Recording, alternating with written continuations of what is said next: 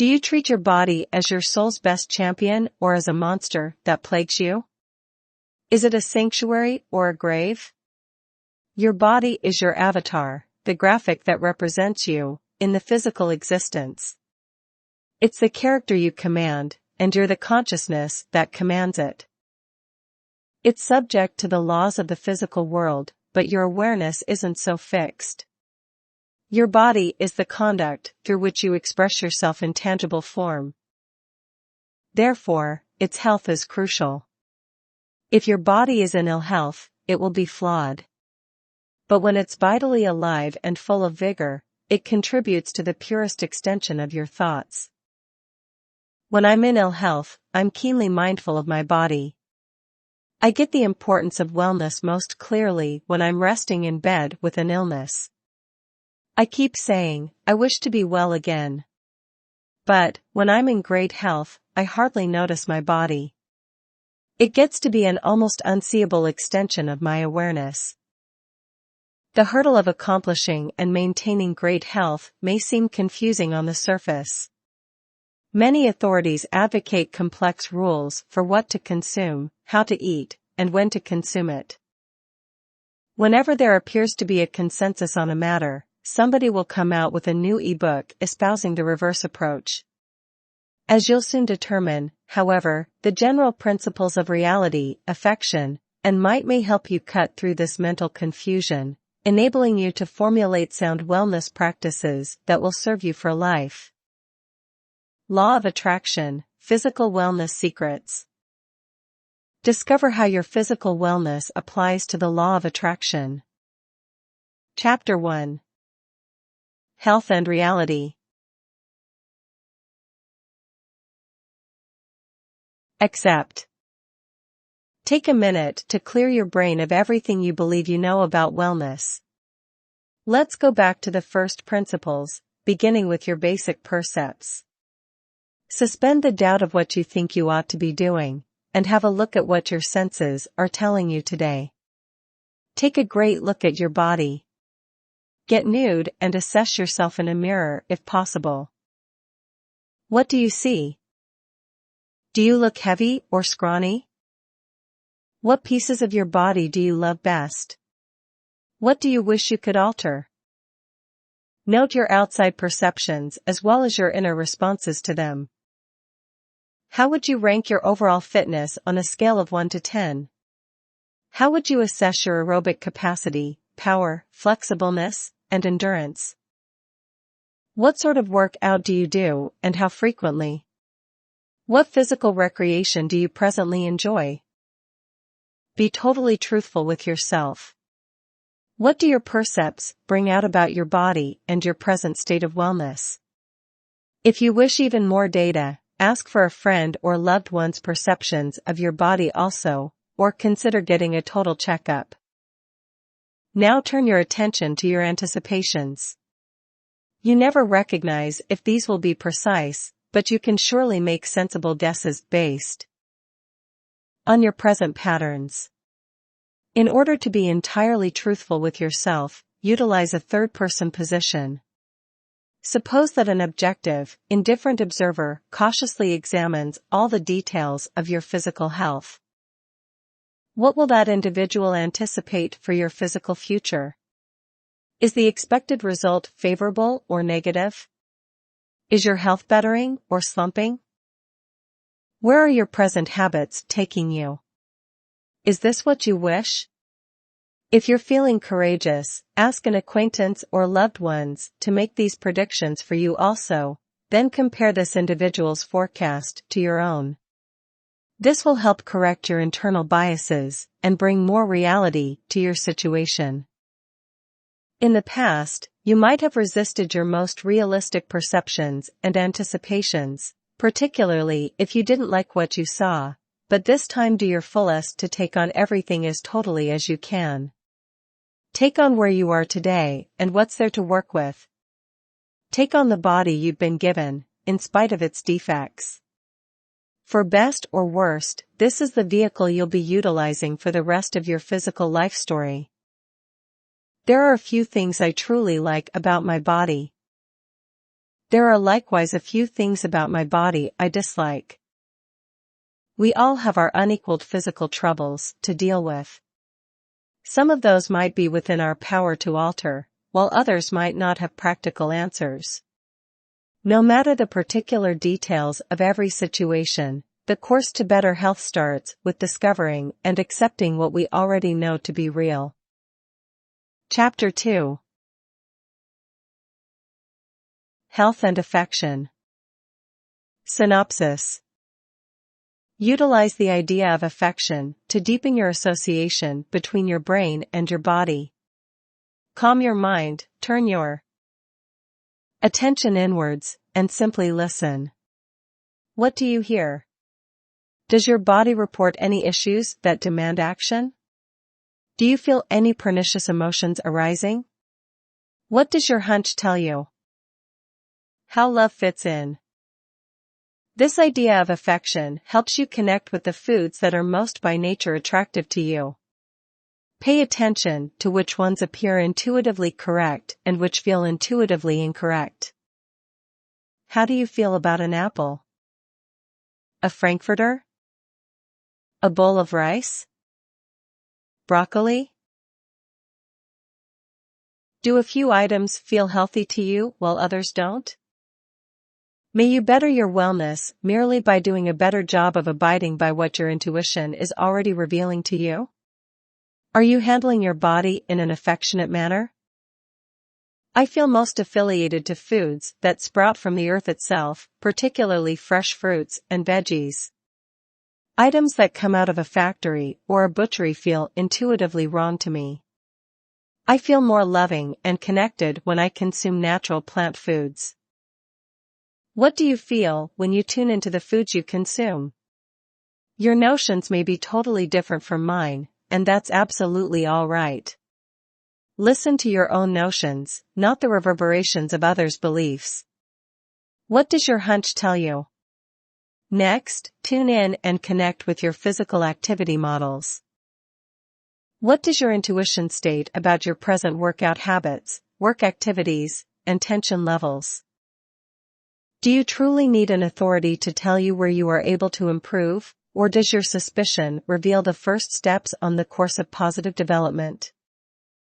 Are you handling your body in an affectionate manner? Of the foods you consume and the activities you go through, which ones are most well matched with the true you? Which ones are inappropriate?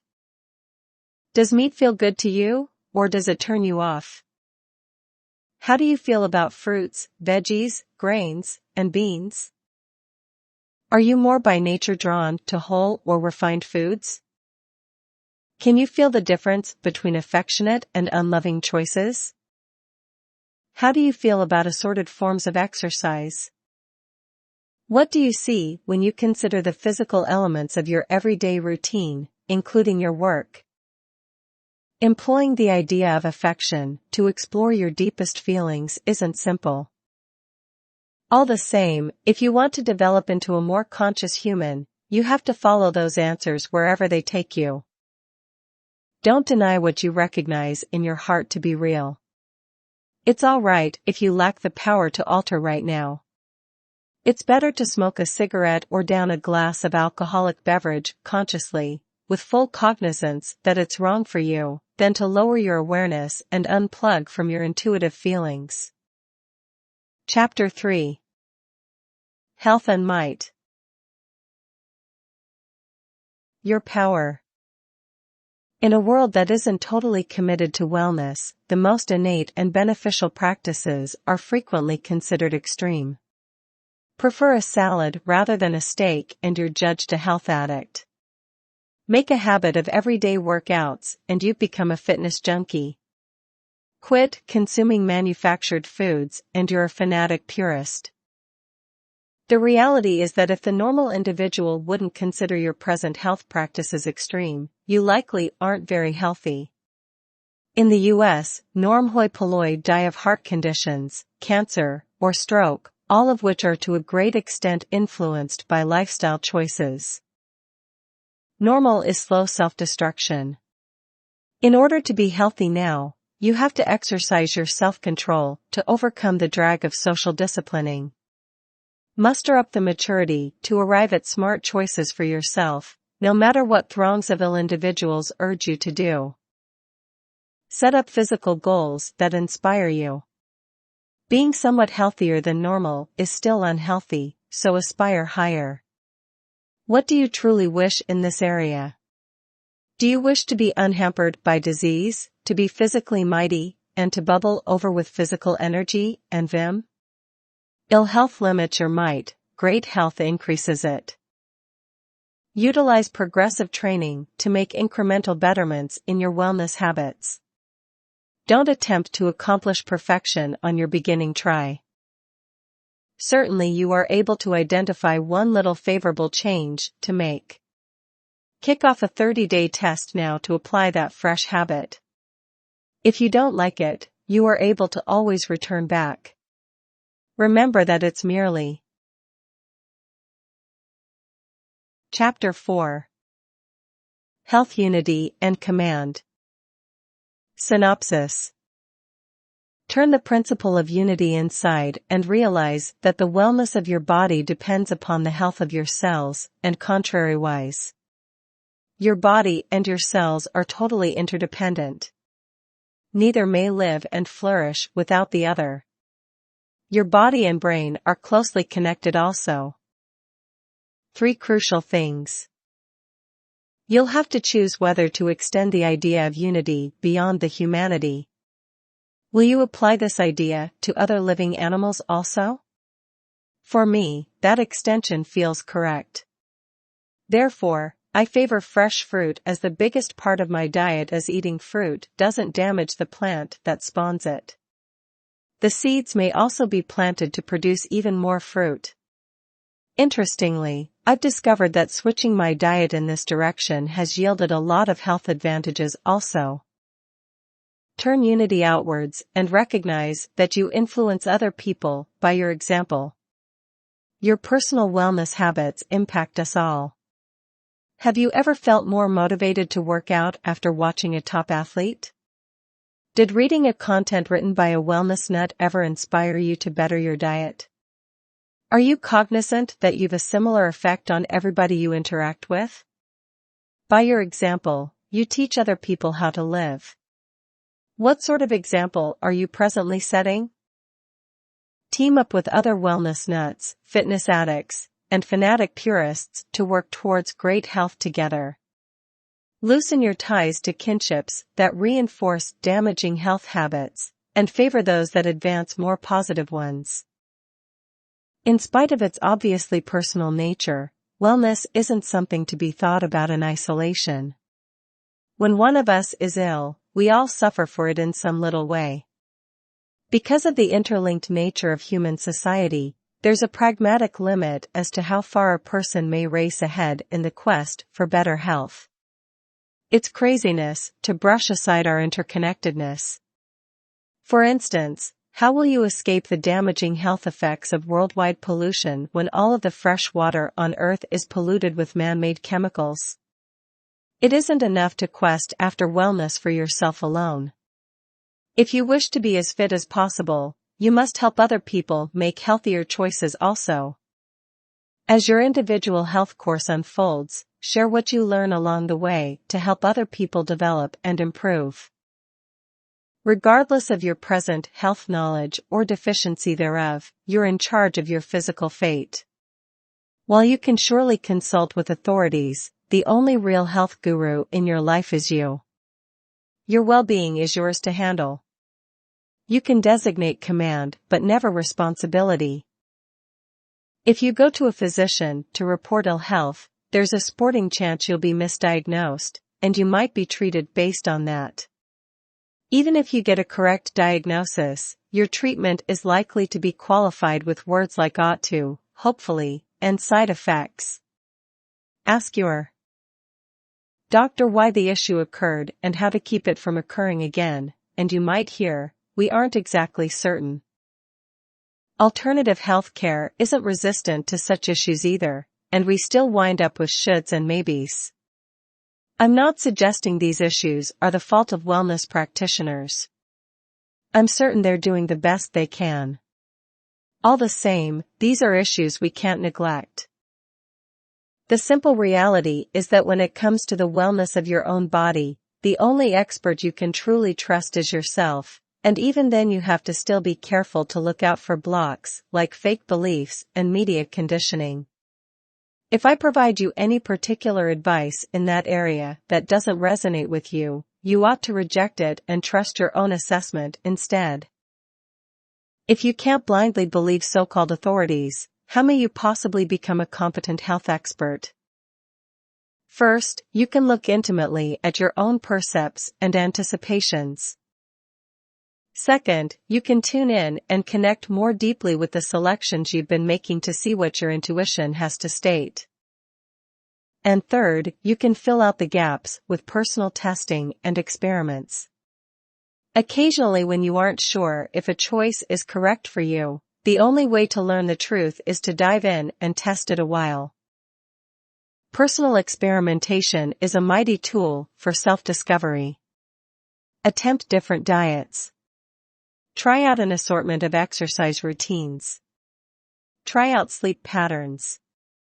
Discover what works best for you through direct trial and error. Your course to better health might follow a different path from mine, but the beauty of the universal principles is that they're independent of individual conditions. You are able to utilize the same procedure I did to become the expert of your own body, even if you in the end decide to handle yours differently from how I handle mine. Chapter 5. Health Bravery and Being Intelligent. Use it. Would you love to run a marathon or triathlon? Do you believe mountain climbing may be an amusing experience? Does garnering a black belt in martial arts appeal to you? Take a break from the humdrum treadwheel and do something physical that urges you.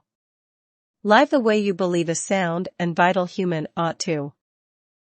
Take the opening move to prevent ill health. Utilize diet and exercise to avert disease and keep your body mighty and energetic.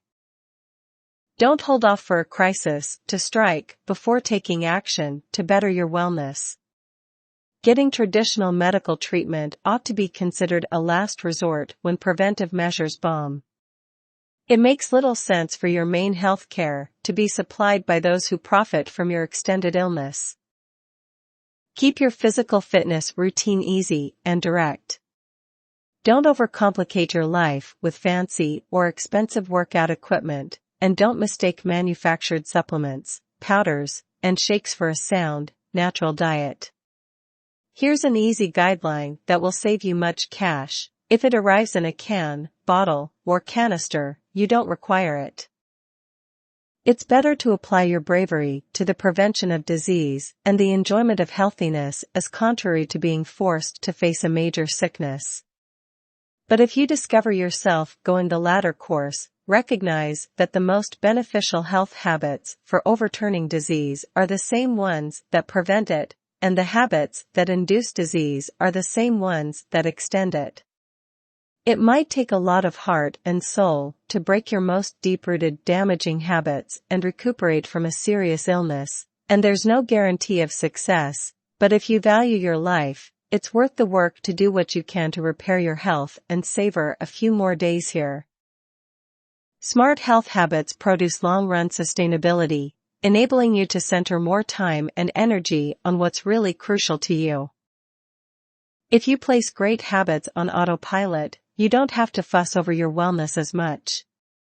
You can merely utilize your body as a vehicle for originative expression, knowing that your background habits are with success maintaining, and even bettering, your wellness. While it may be really challenging to establish great habits, once they're running strong, the work to maintain them ought to be minimal. In fact, you ought to usually expect a net gain from your most beneficial health habits, even in the short run. The human body is an exquisitely amazing wonder to lay eyes on, but it's more crucial to be fit on the inside than to look like a supermodel on the outside. Once it comes to body image, your most reliable choice is to live with and love yourself as you are, including those pieces you might not consider attractive. Do your best to brush aside the social conditioning that states you have to look a particular way.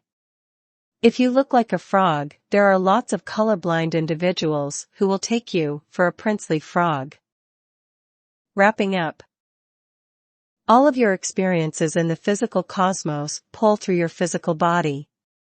It's your main vehicle of fundamental interaction here, so it adds up to take suitable care of it. Endeavor to get the most from the body you presently inhabit. Develop some excess capacity so that you are able to flow through your days feeling alive and energized rather than tired and poorly. Even if your health isn't perfect, take a moment to value whatever level of well-being you do have. Learn to feel thankful simply for being alive in a physical form on this fantastic planet.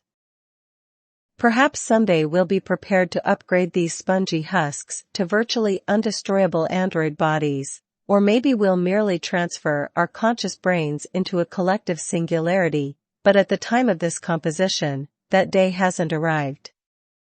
Therefore, I urge that you maintain your present hardware for the long run, rather than running it into the ground,